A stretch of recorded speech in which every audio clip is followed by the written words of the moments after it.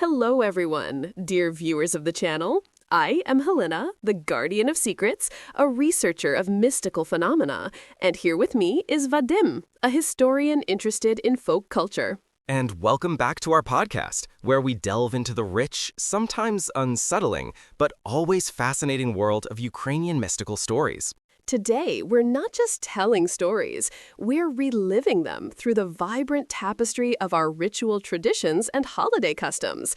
We're stepping into the heart of celebrations like Kolodii and green holidays, times when the veil between worlds thinned and our ancestors truly believed they could interact with the mystical. Indeed, these festivals are cornerstones of Ukrainian folk culture. From a historical perspective, Kolodii, often known as Masnitsia or Pancake Week, marked the transition from winter to spring, a period of feasting and merrymaking before the austere Great Lent. And green holidays, or rusalka, tied into Pentecost, bringing a focus on fertility and the burgeoning life of summer. My interest lies in how these elaborate rituals served social functions. But Vadim, they were so much more than mere social functions. Take Kolodii, for instance. The central ritual of burying Kolodii, a log or even a doll, often adorned with symbols of bachelorhood, wasn't just a quaint custom. It was a potent fertility charm. They treated this log almost like a living being, celebrating its birth, christening, marriage, and burial.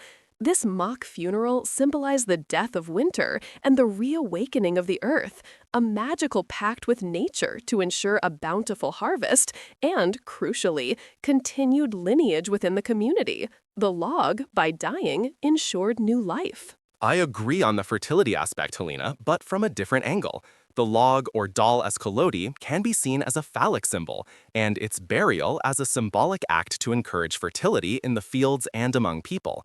The mock weddings and matchmaking during this period were deeply practical too, a societal pressure disguised as fun to ensure young people coupled up.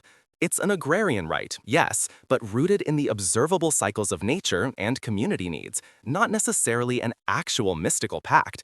The community acted out its desires. Yet, the belief infused every action. Even the iconic mlynsi, or pancakes, weren't just food. Their round, golden shape symbolized the sun, calling it back after the long winter. By eating them, people believed they were absorbing the sun's energy, its warmth and life-giving power. Our ancestors weren't just making a meal, they were performing sympathetic magic, consuming the very essence of spring's return. The intention, the collective focus, was immense. And their practicality was also immense. Pancakes are simple to make, using flour, eggs, and dairy products that would soon be restricted during Lent. They are calorie-dense, providing much-needed energy after a lean winter.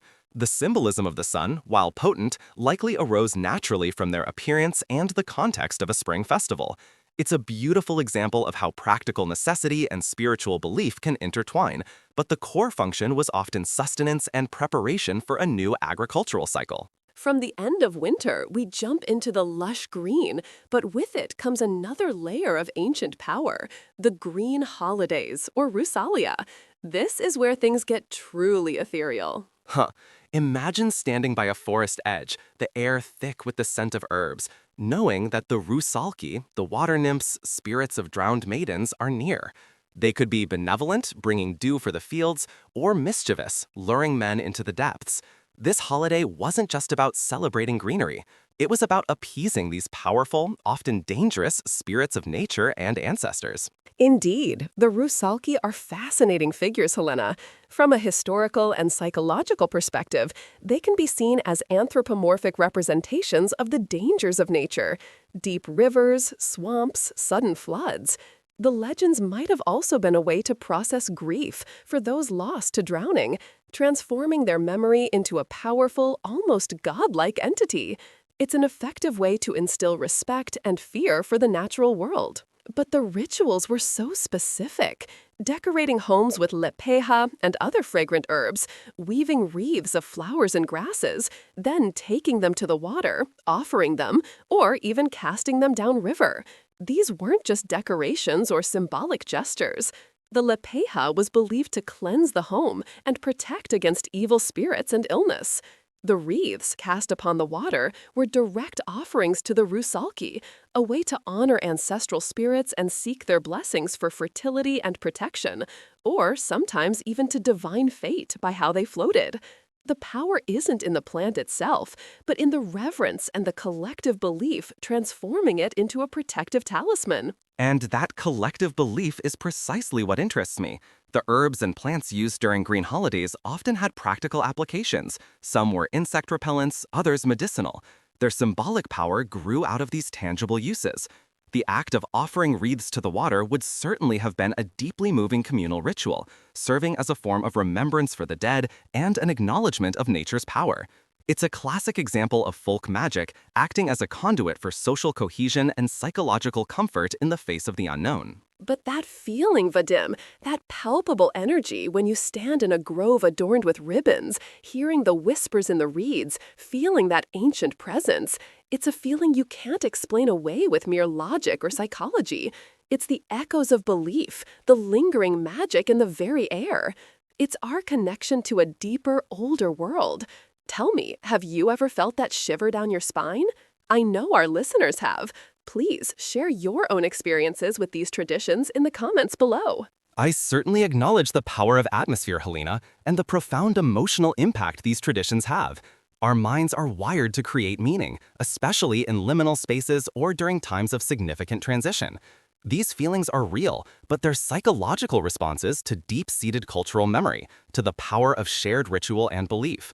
It's the human desire to connect with something larger than ourselves, to find patterns and meaning in the world around us. And that, perhaps, is the double conclusion we always reach. Whether you believe in the literal magic or the profound cultural symbolism, these traditions are not just quaint stories. They are living threads connecting us to our past, vital for understanding who we are as Ukrainians. To lose this knowledge, to dismiss these stories, is to lose a piece of our very soul. We must revive them. Whether they are mystical or symbolic, Helena, these traditions are undeniably crucial for preserving cultural heritage and understanding our ancestors' worldview. They tell us who we were, and therefore who we are.